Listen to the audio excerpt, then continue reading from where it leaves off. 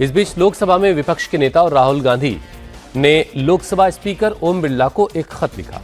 इस खत में राहुल गांधी ने शिकायत की है कि उन्हें लोकसभा में बोलने से रोकना परंपरा का उल्लंघन है, साथ ही गंभीर चिंता भी पैदा करता है। राहुल गांधी ने लिखा है कि विपक्ष के नेता के तौर पर उन्हें राष्ट्रीय सुरक्षा के मामलों पर बोलने से रोकने की जानबूझकर कोशिश की जा रही है।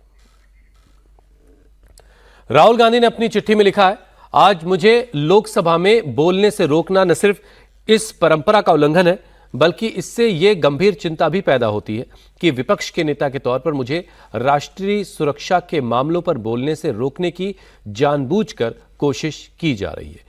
यह दोहराना जरूरी है कि राष्ट्रीय सुरक्षा राष्ट्रपति के अभिभाषण का एक अहम हिस्सा था, जिस पर संसद में चर्चा होनी चाहिए। इन बुनियादी लोकतांत्रिक अधिकारों से इनकार करने से एक अभूतपूर्व स्थिति पैदा हो गई है। संसदीय इतिहास में पहली बार सरकार के कहने पर स्पीकर को विपक्ष के नेता को राष्ट्रपति के अभिभाषण पर बोलने से रोकना पड़ा। ये हमारे लोकतंत्र पर एक धब्बा है, जिसके खिलाफ मैं अपना कड़ा विरोध दर्ज करवाता हूं। इस बीच कांग्रेस आज भी लोकसभा में हंगामा कर सकती है। कल राहुल गांधी ने एक बार फिर लोकसभा में पूर्व army chief general M Naravane की अनपब्लिश्ड किताब को कोट करने की कोशिश की, तो स्पीकर ने उन्हें रोक दिया। इसके बाद कांग्रेस के सांसदों ने हंगामा किया। लोकसभा सेक्रेटरी के टेबल पर से कागज उठाकर चेयर की तरफ फेंके गए। संसदीय कार्य मंत्री किरण रिजिजू ने इस पर कड़ा एतराज जताया और कागज उछालने वाले सांसदों के खिलाफ निलंबन का प्रस्ताव रखा। और लोकसभा ने वॉइस वोट से हंगामा करने वाले अमरिंदर सिंह, राजा वडिंग, मणिकम टैगोर, गुरजीत सिंह औजला समेत कांग्रेस के 8 सांसदों को मौजूदा सत्र से सस्पेंड कर दिया। इसके बाद राहुल गांधी सदन के बाहर आए। कांग्रेस के एमपी के साथ मिलकर पीएम मोदी के खिलाफ नारेबाजी की। राहुल गांधी ने आरोप लगाया कि सरकार उन्हें नहीं बोलने दे रही है क्योंकि मोदी डरते हैं। मोदी जी घबराए हुए हैं। आपने देखा जो ट्रेड डील 4 महीने से रुकी हुई थी 4 महीने से कुछ बदला नहीं। किसी न किसी कारण, जो मैं जानता हूं नरेंद्र मोदी जानते हैं,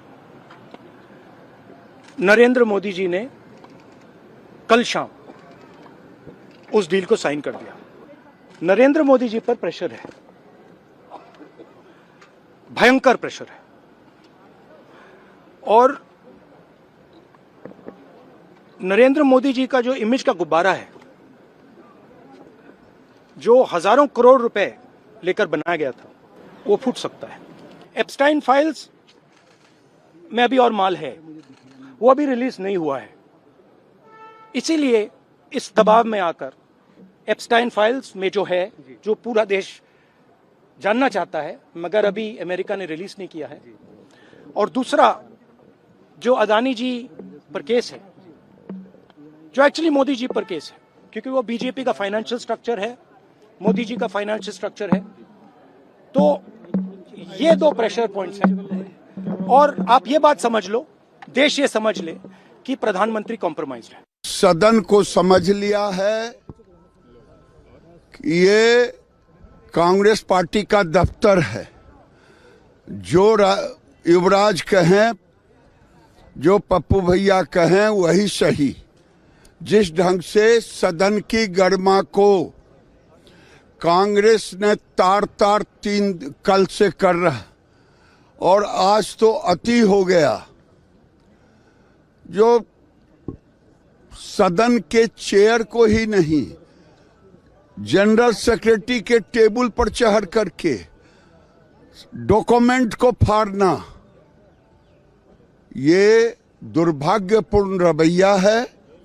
और शायद ये समझते हैं कि जब भी राज करेगा तो केवल गांधी खानदान ही राज करेगा, दूसरा ये चाय बेचने वाला का बेटा राज नहीं कर सकता।